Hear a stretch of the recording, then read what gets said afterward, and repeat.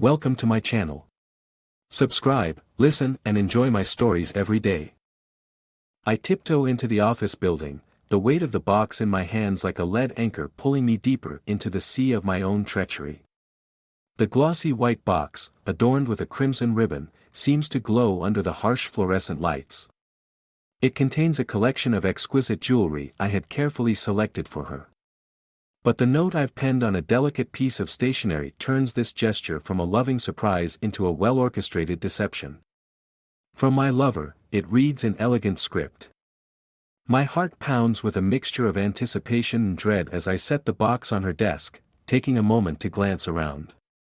The office is quiet, save for the hum of the air conditioning and the distant murmur of voices. I slip into a shadowed corner of the room, obscured by a tall potted plant, and wait. The silence is heavy, filled with my thoughts of what's to come. Minutes tick by, each one feeling like an eternity. Then, the door swings open, and she walks in, my wife, Claire.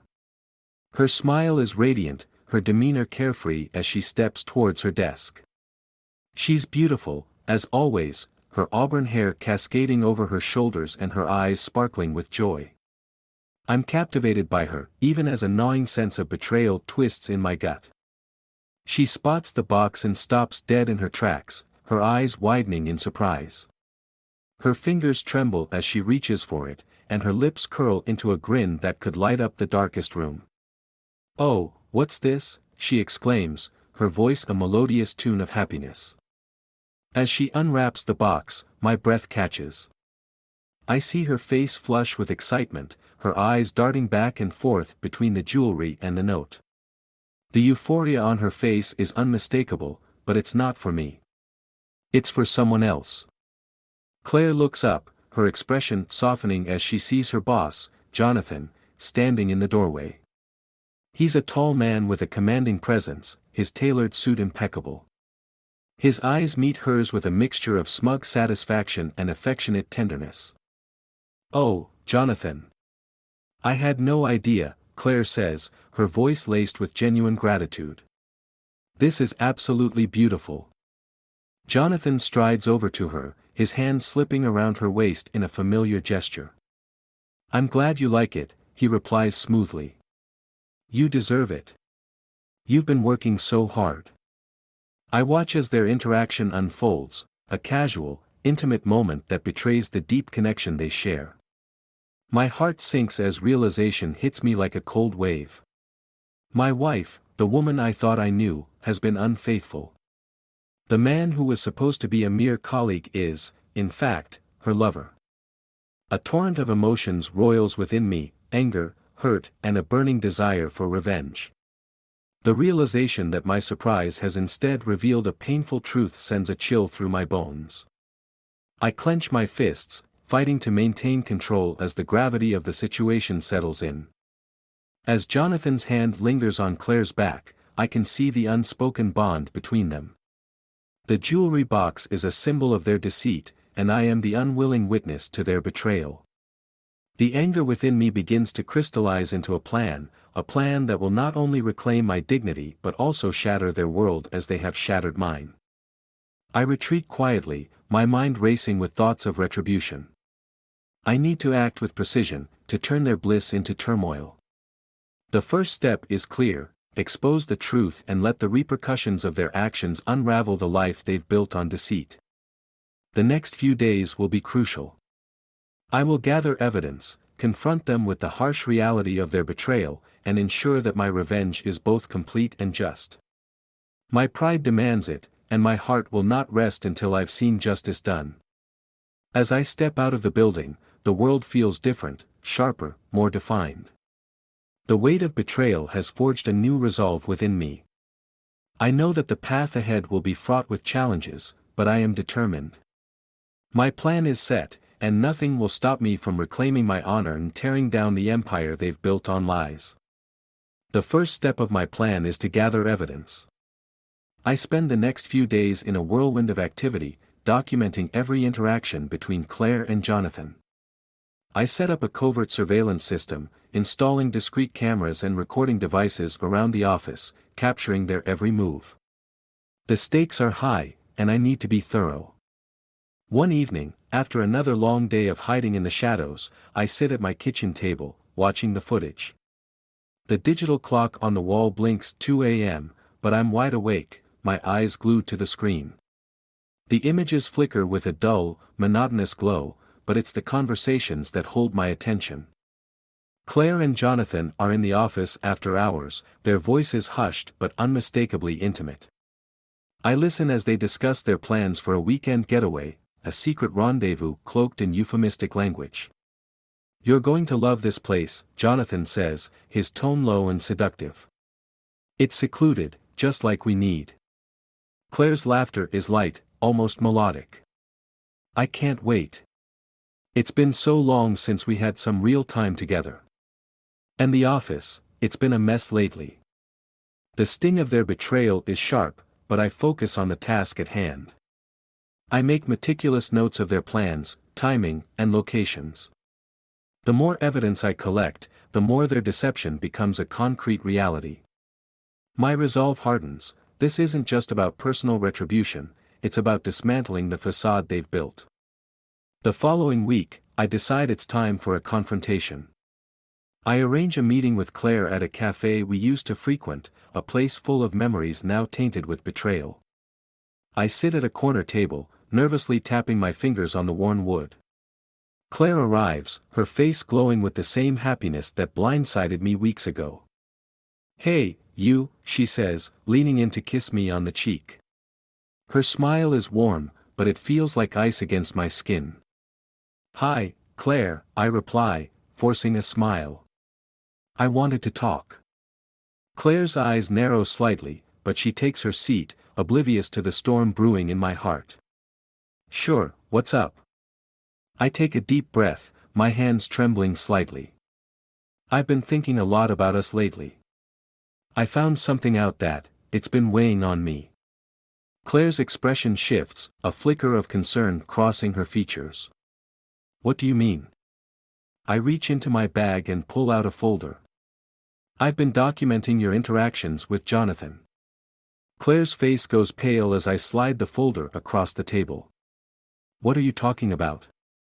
I open the folder, revealing printed screenshots of their conversations and footage from the surveillance cameras. "This is what I'm talking about. You've been seeing him behind my back." Claire's eyes dart from the documents to my face, her composure cracking. "Don't," I interrupt, my voice steely. "You don't get to justify this. I've seen everything." Tears well up in Claire's eyes, but her voice is defiant. "I didn't mean for it to happen like this. Jonathan and I, it just happened. It just happened." I echo, my voice rising. "You were supposed to be committed to us, Claire. And now I'm supposed to just accept your excuses." "I'm sorry," Claire says, her voice barely a whisper. "I never meant to hurt you." I shake my head, feeling a cold resolve settle over me. It's too late for apologies.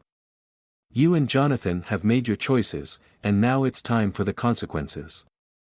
Claire's face falls, and she looks away, unable to meet my gaze. "What are you going to do?" "That's the question, isn't it?" I reply. "I've already started." The meeting ends in silence. Claire leaves, her shoulders slumped, and I watch her go, my heart heavy with the weight of what's to come. I've initiated the first step in my plan, but there's much more to do. The following days are a flurry of activity. I leverage the evidence I've collected to start the process of making their affair public. I reach out to mutual friends and colleagues, subtly dropping hints and planting seeds of doubt. The truth will be unveiled, and their world will crumble under the weight of their deceit. As the pieces of my plan fall into place, I prepare for the final act of retribution, one that will dismantle not just their relationship, but the very lives they've built on lies. The intrigue of the main plot is far from over, and I am determined to see it through to the end. The hours stretch into days, and the anticipation of what's to come is both exhilarating and terrifying. The endgame is approaching, and I am poised to deliver the retribution that will redefine my story, and theirs. The next phase of my plan requires precision and timing. I've gathered enough evidence to expose Claire and Jonathan's affair, but I need to ensure the fallout is as impactful as possible. I meticulously arrange a meeting with Jonathan, one that will turn his world upside down. I choose a swanky bar downtown, a place Jonathan frequents, known for its dim lighting and private booths. It's late evening, and the bar is buzzing with the low hum of conversation and clinking glasses. I arrive early, staking out a booth that provides a clear view of the entrance. At exactly 8 p.m., Jonathan strides in, his confident demeanor evident even from a distance. He's dressed in a sharp suit, his smile as practiced and polished as always. I catch his eye from the corner of the bar, and he waves casually before making his way over. "Evening," Jonathan says, sliding into the booth opposite me. "You wanted to meet?" "Thanks for coming," I reply, my voice steady. "I've got something important to discuss." Jonathan's eyebrows raise, his curiosity piqued. "Important? Sounds serious." I pull out a folder similar to the one I showed Claire and place it on the table. Jonathan's gaze flickers to the folder, then back to me, a smirk playing on his lips. "You've been busy." "More than you know," I reply, sliding the folder towards him. "Take a look." Jonathan hesitates but eventually opens the folder. As he flips through the contents, his smirk fades, replaced by a look of shock and then anger. The evidence of his affair with Claire is laid bare before him. "What is this?" Jonathan demands, his voice low and fierce. "Evidence," I say calmly. "Of your affair with my wife." Jonathan's face reddens. "You're trying to blackmail me?" "No," I reply coolly. "I'm simply presenting the facts. You and Claire have been involved behind my back. It's time for the truth to come out." Jonathan's eyes narrow, and he leans forward, his voice dropping to a menacing whisper. "You think you can just waltz in here and make demands? You have no idea who you're dealing with." I remain composed, meeting his gaze steadily. "Actually, I think I have a pretty good idea. And I'm not here to negotiate." Jonathan's expression hardens. "So, what's your plan? Go public with this? Destroy our careers?" I lean in, my voice equally low and controlled. "I'm going to make sure the people who matter know exactly who you are. Your reputation will take a hit, and you'll face the consequences of your actions."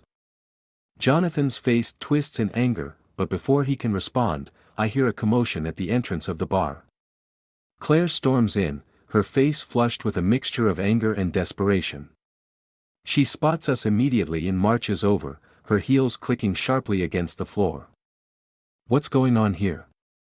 Claire demands, her voice trembling. "Why are you both here?" Jonathan's eyes dart between Claire and me, his anger shifting to frustration. "You brought her?"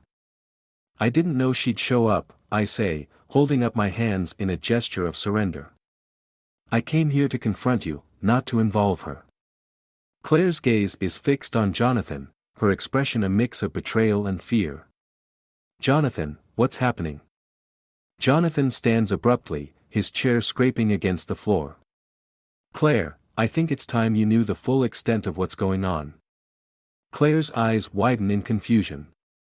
"What do you mean?" Jonathan gestures toward the folder.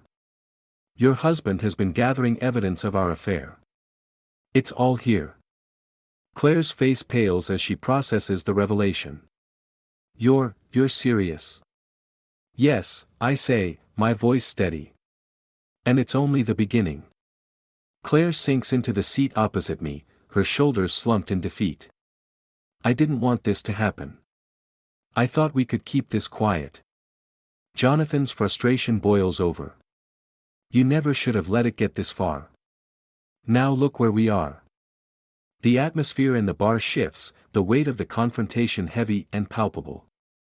Patrons glance over, sensing the tension but unsure of its source. Claire's eyes well up with tears, and she looks at Jonathan with a mixture of anger and sadness. "I trusted you," Claire says, her voice breaking. And now look at what's become of it. Jonathan's face is a mask of frustration and helplessness. This isn't the way I wanted it to end. I stand, feeling a grim satisfaction. The end is just beginning. I've made sure that this affair won't stay hidden, and the fallout will be as severe as it needs to be. Claire looks at me, her eyes pleading. Please, don't do this. We can fix this. No, Claire, I say firmly. There's no fixing this. The damage is done, and it's time for both of you to face the consequences. As I leave the bar, I can't help but feel a mix of triumph and sorrow.